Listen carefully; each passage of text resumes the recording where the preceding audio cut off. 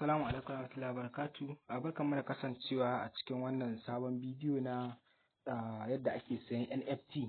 Yadda ake sayan NFT a cikin wannan channel ta Abdul Sport TV. Yadda ake sayan NFT ɗin nan ba wani wahalar siye yake gare shi ba. Da ka je a nan wannan za ka danna na Unrenic. A page ɗin Unrenic a nan sai ka tafi ƙasa kamar yadda kuke gani.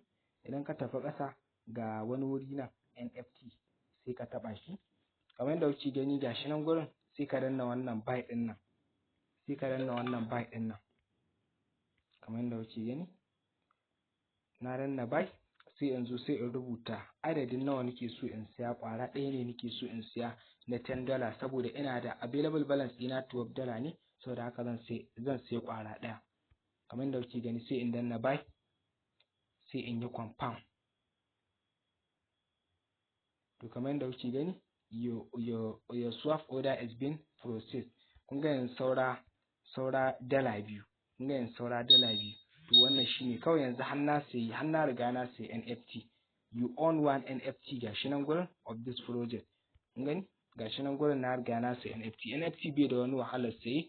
In an samu hali a siya mining ɗinka na farko zai ƙara gudu, sannan shi ma sayan shi ka ajiye shi ma wani abu ne mai muhimmanci kamar yadda kuke gani. Wannan dai shine yadda ake sayan NFT a takaice. Allah ya bamu sa'a, Allah ya taimaka mana, sai mun sake haɗewa a cikin wani sabon bidiyon.